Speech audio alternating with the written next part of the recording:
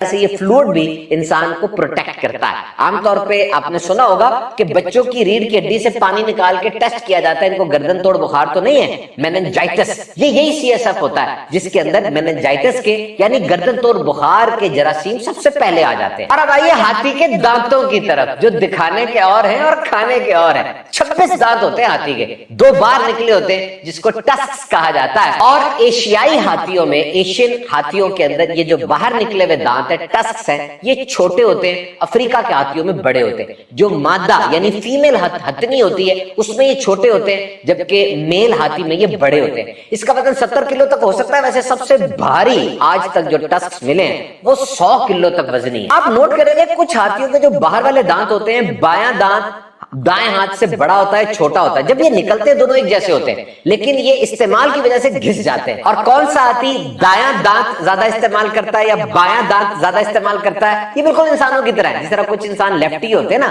الٹا ہاتھ زیادہ استعمال کرتے ہیں, اسی طریقے سے بعض ہاتھی وہ الٹا دانت زیادہ استعمال کرتے ہیں, دایاں دانت زیادہ استعمال نہیں کرتے. تو اب ان کا دانت اسی حساب سے گھستا چلا جاتا ہے اور دونوں کے سائز میں فرق آ جاتا ہے. یہ ہاتھی دانت بہت قیمتی ہوتے ہیں, اس سے بڑے آرنامنٹس, بڑے زیور اور بہت کچھ بنایا جاتا ہے. بہرحال دنیا کے اندر ہاتھی دانت کی خرید و فروخت پر سخت پابندی. خواب میں ہاتھی اگر کسی نے دیکھ لیا, جناب ہاتھی جاہو جلال کی علامت ہے.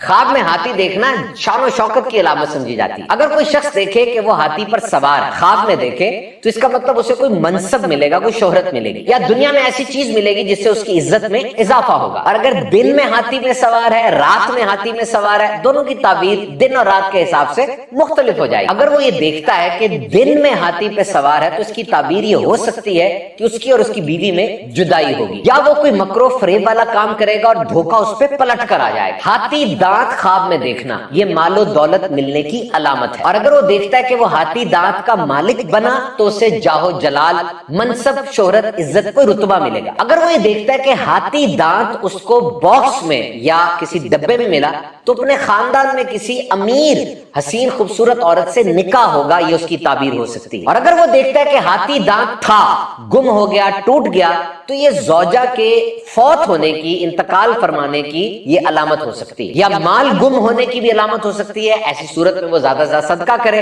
اور اپنے اہل و عیال کے لیے دعا کرے. خواب میں ہاتھی دانت دیکھا اور وہ سفید دیکھا, بہت زیادہ سفید ہاتھی دانت دیکھا, تو یہ مال و دولت ملنے کی تعبیر ہو سکتی ہے. اور جتنا رنگ اس ہاتھی دانت کا سفید نہیں ہوگا اتنا کم مال ملنے کی تعبیر. اب ہاتھی کی جلد کی طرف آتے ہیں جناب. ایلیفنٹ سکن یہ رنکلڈ ہوتی ہے, اس پہ جھریاں پڑی ہوتی ہیں بہت زیادہ. افریقی ہاتھی کی جلد پہ جھریاں وہ ایشین ہاتھی کے مقابلے میں زیادہ ہوتی ہیں. یہ جھریاں ہاتھی کو ٹھنڈا رکھتی ہیں. اس کی جلد 3.8 انچ تک موٹی ہوتی ہے, جس کے نیچے فیٹس کی ایک گہری ایک تہ موجود ہوتی ہے. اس کی جلد کا رنگ گرے ہوتا ہے. بال اس کے پورے جسم پر ہوتے ہیں, لیکن اس کی آنکھوں کے گرد بہت واضح اور بڑے بڑے ہوتے ہیں. ہاتھی کے دل کا وزن 12 سے 21 کلو تک ہوتا ہے. ہاتھی میں حمل کی مدت, پریگنینسی کی مدت 22 ماہ ہے.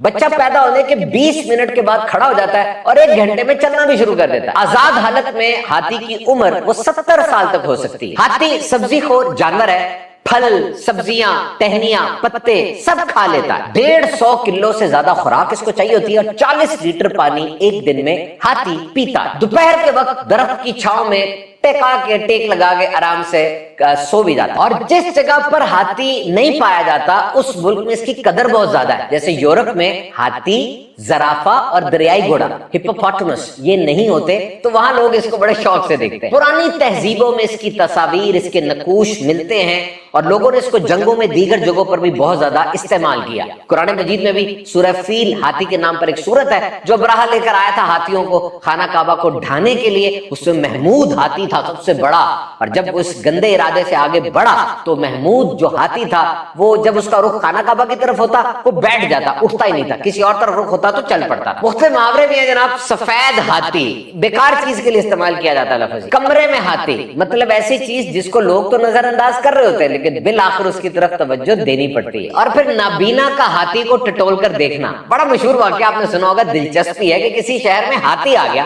وہاں کچھ نابینا افراد اس ہاتھی کو دیکھنے کے لیے گئے کسی نے اس کا کان پکڑ لیا, کسی نے سونڈ پکڑ لی, کسی نے ہاتھ پکڑ لیا, کسی نے پاؤں پکڑ لیا, کسی نے اس کے دانت پکڑ لیے. جس نے سونڈ پکڑی وہ کہنے لگا کہ ہاتھی تو چھڑی کی طرح کا ہوتا ہے. جس نے جسم پہ ہاتھ پھیرا کہنے لگا ہاتھی تو دیوار کی طرح کا ہوتا ہے. کسی نے کان پکڑا تو کہنے لگا ہاتھی تو چھت پہ لگے پنکھے کی طرح. جس کے ہاتھ میں دم آئی وہ کہنے لگا ہاتھی تو چمڑے کے ڈنڈے کی طرح ہے. اس مثال سے ثابت ہوتا ہے کہ ہر انسان آپ کو اپنی پرسیونس کے حساب سے دیکھتا ہے, کیونکہ وہ نابینا تھے, نظر تو ان کو نہیں آیا, لیکن جو ہاتھ میں آیا اس سینس کے ساتھ انہوں نے گیس کر لیا.